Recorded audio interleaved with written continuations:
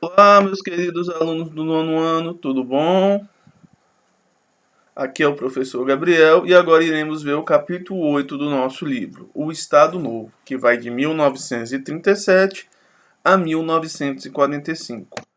Na última aula, nós vimos que Getúlio Vargas governou em dois momentos. A era Vargas se divide em três momentos: governo provisório de 1930 a 34, governo constitucional de 1934 a 37 e o que a gente chama de ditadura Vargas ou Estado Novo, quando Vargas dá um golpe e governa de cargo, um cargo de ditador. Logo, Vargas ele vai elaborar sua Constituição de 1934, onde a eleição era indireta, ou seja, quem decidia eram os membros da Assembleia, e ele se candidatou. Logo, ele ganhou por 175 votos contra 59 de um político gaúcho, no senador Borges Medeiros. Logo, nessa Constituição não existia o cargo de vice-presidente e ele governou durante 4 anos de forma democrática, entre aspas. Logo, esse período democrático é chamado de governo constitucional. 3 anos, quase 4 anos, constitucional. Por quê, professor? Ele segue a uma Constituição, que é a Carta Magna, a lei magna do país. Lembre-se, quando isso surgiu, João Sem Terra, século XIII, lá na Inglaterra. Aqui é uma charge que fala ele tomando posse como presidente. Aqui a pessoa anunciando, meus senhores, agora o chefe do governo provisório, que era o Vargas, vai transmitir o governo para o novo presidente. Volta a ele com a faixa presidencial. Ou seja, Getúlio tomando posse no governo constitucional dele. É uma charge bem engraçada da época. E o que vai ter nesse governo do Estado Novo, de 1934? Duas forças políticas vão emergir numa briga para tentar influenciar Vargas. De um lado, a gente vai ter a Ação Integralista Brasileira, liderado pelo jornalista Plínio Salgado, que tinha por finalidade implantar um Estado totalitário no Brasil. Lembre de totalitarismo da Itália, da Alemanha, da Espanha, até mesmo Portugal?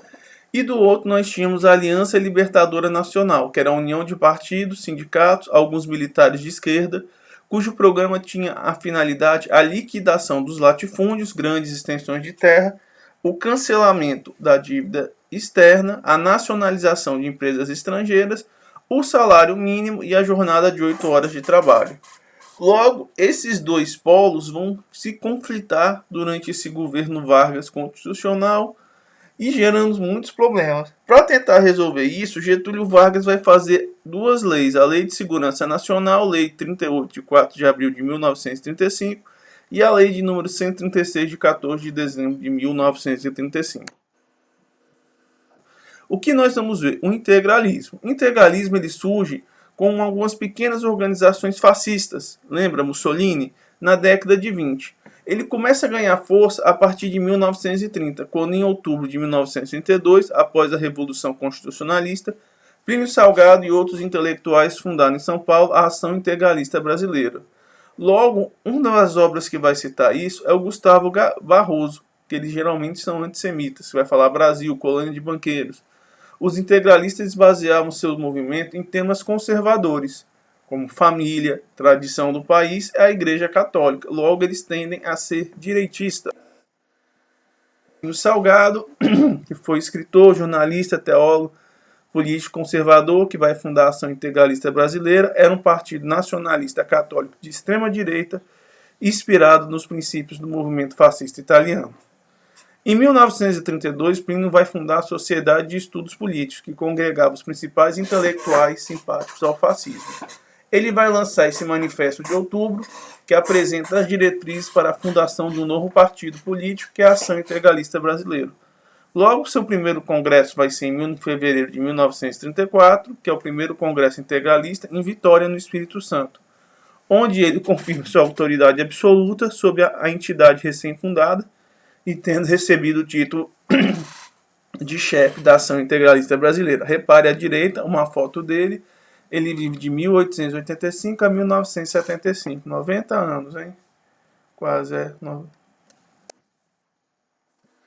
O que pregava esse manifesto integralista? Desculpe, integralista de 1932. Primeiro, ele falava: somos somos pela unidade da nação, somos pela expressão de todas as forças produtoras no Estado, somos pela implantação de princípios da autoridade, desde que ele traduza forças reais e diretas dos agentes da produção material, intelectual, expressão moral do povo. Somos pela consulta das tradições históricas e das circunstâncias geográficas, climáticas e econômicas que se distinguem em nosso país. Somos por um programa de coordenação de todas as classes. Ideal de justiça humana que realize o máximo de aproveitamento dos meios de produção em benefício de todos, sem atentar contra o princípio da propriedade, ferido tanto pelo socialismo como do democratismo, nas impressões que dá à coletividade e este ao indivíduo. Somos contrários a toda a tirania exigida pelo Estado contra o indivíduo e as suas projeções morais. Somos contra a tirania dos indivíduos contra a ação do Estado e os seus superiores interesses. A doutrina que pretende criar privilégios de raça, classe, indivíduo, grupo financeiro partidário, mantenedores de oligarquia econômica política, e somos pela afirmação do pensamento político baseado nas realidades da Terra, nas circunstâncias do homem contemporâneo, nas superiores finalidades do homem, no aproveitamento das conquistas científicas e técnicas do nosso país. Disse tudo e não disse nada, não é, pessoal? Aqui é um exemplo de um cartaz de um movimento integralista. O Brasil precisa de você. Esse símbolo que tem aqui bem no meio é o sigma, um símbolo grego, expressão de poder, congregação. Plínio Salgado bem no centro, observe. E eles tinham uma expressão chamada Anauê, que significa em tupi, você é o meu irmão. E no cartaz diz, fora do integralismo não há nacionalismo. Olha, aqui é um exemplo, eles fazendo manifestações, fazendo a saudação romana, Anauê, você é meu irmão, em via pública. Até as mulheres participaram do Departamento Feminino de Juventude na década de 30. Elas participaram desse movimento integralista. E em contraposição a gente tinha a Aliança Libertadora Nacional. Ela foi uma frente de esquerda composta por setor de diversas organizações de caráter anti-imperialista, antifascista e anti-integralista. O lema dele era Pão, Terra e Liberdade. Quase lembra a Revolução Russa. Objetivo: criar uma organização política capaz de dar suporte nacional às outras populares, apoio do PCB, Partido Comunista Brasileiro. Os principais líderes eram Francisco Malagueira, Manuel Venâncio Campos da Paz, Moesa Rolim, Carlos da Costa Leite, Gregório Lourenço Bezerra, Caio Prado Júnior, João Saldanha e Aparício Torelli. Aqui é um exemplo de uma manifestação de 3 de maio. Observe, pela liberdade, a Aliança Libertadora Nacional convida o povo a comemorar o 13 de maio e o Comício Monstro, onde eles vão fazer entrada livre e a Intertona Comunista. O que acontece? No âmbito, bem no início, a União Soviética fomentava alguns movimentos de esquerda pelo mundo. E ela tinha muito interesse no Brasil talvez se tornar socialista. Então o que acontece? Os socialistas brasileiros comunistas passavam informações dizendo que estava tudo certo para dar um golpe comunista. Aumentaram as coisas. E a União Soviética começou a coordenar um levante. Uma tentativa de dar um golpe de Estado e o Brasil virar socialista. Logo, a Intertona Comunista vai ocorrer em 27 de novembro de 1935 por militares que apoiavam esse movimento. Os principais organizadores é o Partido Comunista do Brasil e do Comintern, que era um órgão da União Soviética. Vai ocorrer revoltas no Rio Grande do Norte, Pernambuco e Rio de Janeiro, que foram rapidamente contidos os movimentos, a revolta falhou e facilitou a implantação da ditadura Vargas. Aqui eles sendo rendidos e presos. Comunistas sendo julgados.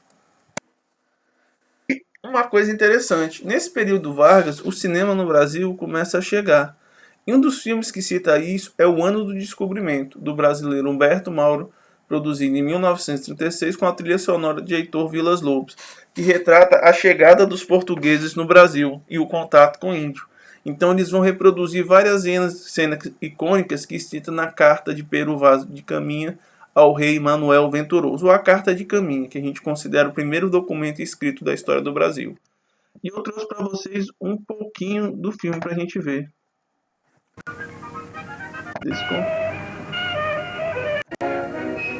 favelas.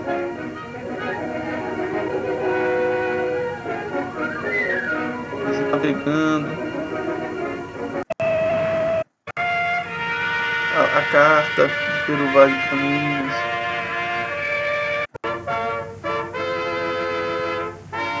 Repare, eles olhando, pensando, Porta de Cabral, eles desembarcando em combustível.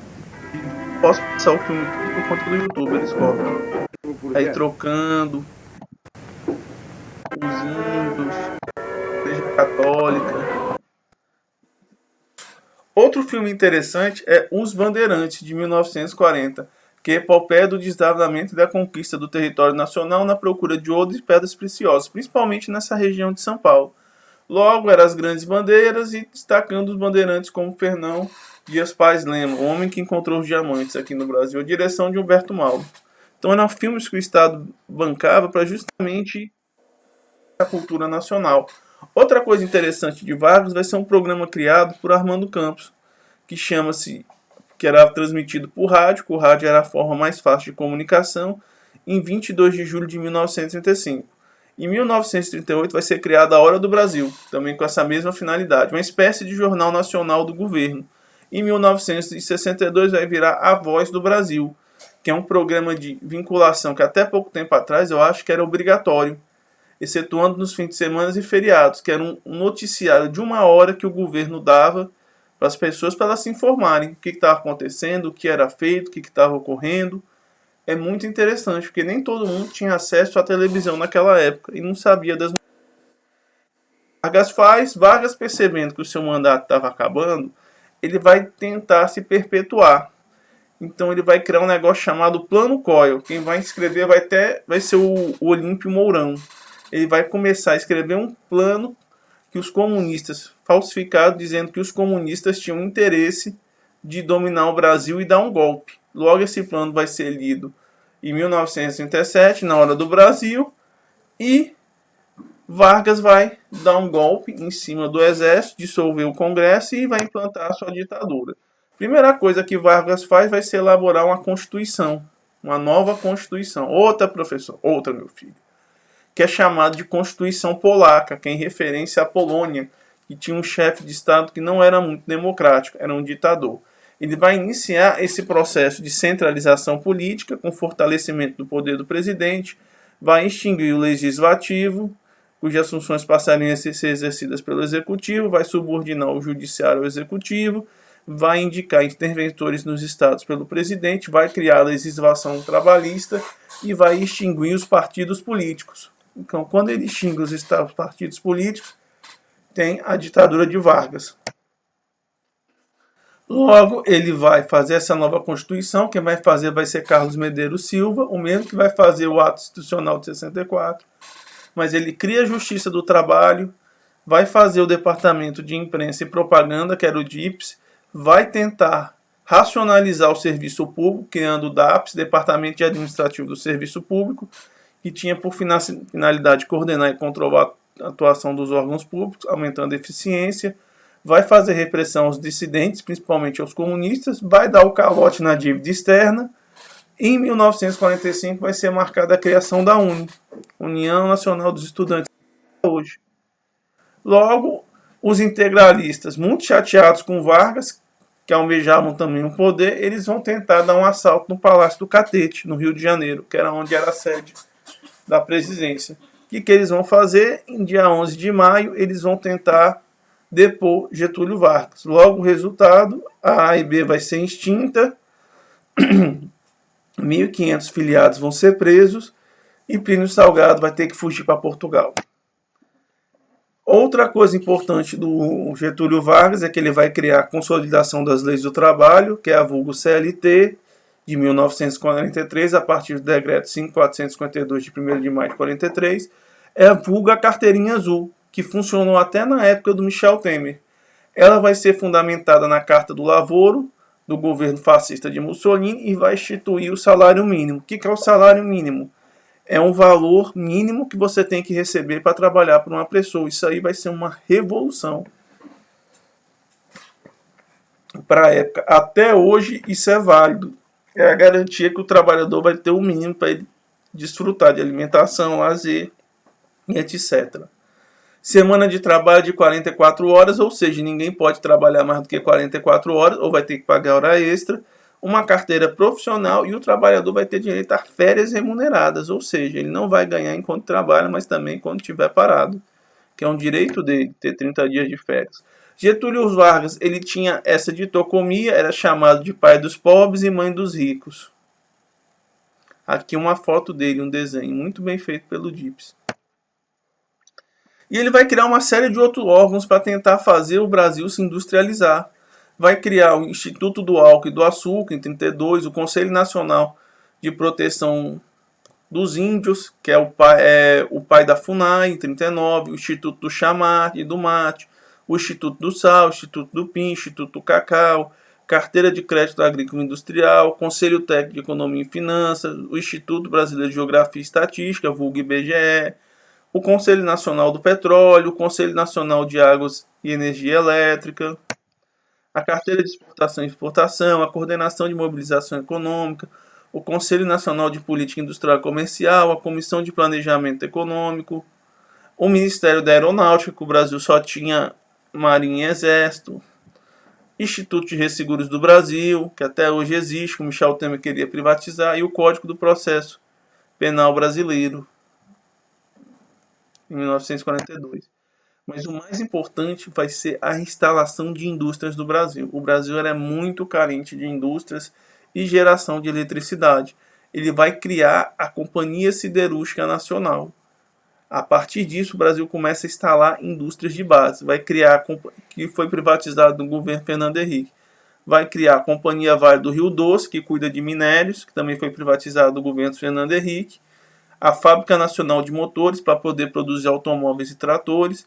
A Fábrica Nacional de Alcalis, para poder produzir produtos químicos. E vai criar a Chesp, Companhia Hidrelétrica do Vale de São Francisco, em 1945. Que parte já está privatizada, mas que querem privatizar tudo, que é geração de energia a partir do Vale de São Francisco.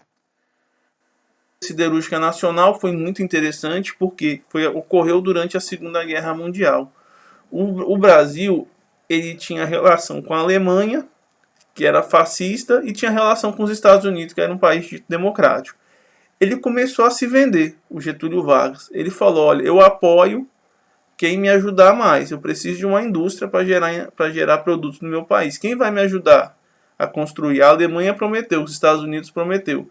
Então, os Estados Unidos, vendo que a Alemanha estava para ganhar um Brasil que era um poderoso aliado, eles vão ceder. Além de tudo, vão emprestar o dinheiro para construir essa indústria. Logo, o Brasil, com gratidão, vai apoiar os Estados Unidos na Segunda Guerra e vai ficar contra a Alemanha. Aqui é um exemplo da Companhia Siderúrgica Nacional, os trabalhadores. Aqui é a inauguração pelo presidente Eurípides Gaspar Bruta, que foi que sucedeu Vargas em 1946, uma foto do Arquivo Nacional, foi quando ela ficou pronta. E a Companhia Vale do Rio Doce é uma das maiores empresas públicas do Brasil. Também outro feito de fruta entre os Estados Unidos e o Brasil, um acordo. Ela que fornecia minérios para a indústria brasileira e internacional. Até hoje é uma companhia valiosíssima. Esse é o antigo exemplo dela. Hoje você conhece ela como a Vale. Fernando Henrique, no âmbito das privatizações, vai privatizar ela e vender um valor muito baixo. Mas ela é muito importante no Brasil e no mundo. Hoje é uma companhia transnacional, que não opera só no Brasil, opera no Brasil e em várias partes do mundo. Outra coisa, essa tentativa de estreitar o Brasil com os Estados Unidos vai ser a criação de um personagem da Disney chamado Zé Carioca. Vocês já devem ter ouvido falar nele. Ele é um papagaio, dá pra ver, ele fuma charuto. Ele vai ser desenvolvido para fazer as características do Rio de Janeiro, que é o vulgo jeitinho brasileiro, aquele malandro esperto que sempre leva vantagem, que dá golpe em um, dá em golpe em outro. Fantástico. Essa é a imagem que os Estados Unidos têm no Brasil. E ele vem numa história que conta quando o Mickey veio conhecer o Rio de Janeiro. Aí eles vão encontrar o Zé Carioca. Por fim, Vargas, no final, em 1943, ele começa a sofrer oposição, principalmente de personalidade, e um disso vai ser o Manifesto dos Mineiros, que vai ser publicado em 24 de outubro de 1943, no ano do aniversário da Revolução de 30, onde vários intelectuais de Minas Gerais vão pedir o fim do Estado Novo e a redemocratização do Brasil. 92 assinaturas de personalidade, resultando prisões, processos e demissões. Logo, por questões políticas, o Brasil vai declarar guerra à Alemanha, Itália e Japão, se aliando aos Estados Unidos, e os Estados Unidos vão literalmente convidar o Brasil a participar do embate. Logo, o Brasil vai ter que mandar um exército para lutar na Europa, mais especificamente na Itália. Vai se criar a FEB, que é a Força Expedicionária Brasileira, em 26 de novembro de 1943, e o comandante vai ser o comandante Mascarenhas de Moraes. Logo, o efetivo vai ser de 25.700 homens, onde o Brasil vai participar principalmente a partir de 44. Vai tomar Monte Castelo e vai contribuir para a vitória contra o nazismo e o fascismo na Europa. A situação de Getúlio a cada dia ficava mais difícil. Ele sendo um ditador lutando contra as ditaduras. Aqui é uma foto da Força Expedicionária Brasileira comemorando uma vitória na Itália, em 7 de setembro de 1944. Repare. Outra foto, brasileiros capturam italianos fascistas em 44. E aqui é um exemplo da Força Aérea Brasileira. Vocês já devem ter ouvido aquela expressão, vou ver a cobra fumar? Tá bem aí. Que era o Sentapuia. E aqui é a foto, se eu não me engano, ele ser o Eurico Gaspar Dutra, um dos presidentes. E o que acontece? Getúlio, percebendo que a cada dia a situação não estava ficando boa para ele, ele vai liberar a volta dos partidos políticos e vai criar dois partidos para ele influenciar. Primeiro o PTB, que existe até hoje, que é o Partido Trabalhista Brasileiro, que é representando as camadas populares, e o Partido Social Democrata, que é apoiado pelos dirigentes do Estado. E ele já preparando quem ia ser para ele. Logo ele começa a tentar ganhar cada dia mais tempo. E vai se criar um movimento que queria a permanência de Vargas, que era o querenismo, que defendia a permanência de Vargas na presidência da República. Logo o slogan era Queremos Vargas. Significava também o adiamento das eleições com o lançamento da candidatura de Vargas e a convocação de uma Assembleia Constituinte. Essa primeira eleição pós-Vargas, ela também vai ser indireta. Quem vai eleger vai ser a Assembleia. Aqui uma manifestação a favor de Getúlio Vargas, em 45. E o Vargas vai, depois de ter dado vários golpes, ele vai sofrer um. O que acontece? Getúlio Vargas vai tocar o chefe de polícia do Distrito Federal, vai colocar o seu irmão Benjamin Vargas. Isso vai gerar um alerta no general Góes Monteiro, que era chefe do exército, e no marechal Bruto, achando que Getúlio ia depor e iniciar o golpe. Logo, esses dois generais vão fazer um golpe de Estado e vão derrubar Vargas. Logo, eles impostam o presidente do STF, como não tinha Congresso aberto e também não tinha vice-presidente, a Constituição não deixou. E ele vai ficar de 29 de outubro até 31 de janeiro, onde se faz uma Assembleia Constituinte e se elege o Marechal Dutra presidente, onde ele vai assumir pelo Partido Liberal Populista, onde ele vai assumir pelo partido e vai iniciar o que a gente chama de República Liberal Populista, ou a República Liberal do Brasil. Vargas, chateado, ele vai se retirar da vida pública para a fazenda dele no Rio Grande do Sul. Logo, ele é derrubado, e é o fim da Era Vargas, em 29 de outubro de 1945. Dando início à redemocratização do Brasil, que nós veremos no início na próxima aula. Pessoal, espero que vocês façam os exercícios, dêem uma lidinha no livro, olhem a apostila. Qualquer dúvida, entre em contato. Um abração do professor Gabriel, pessoal. Tchau.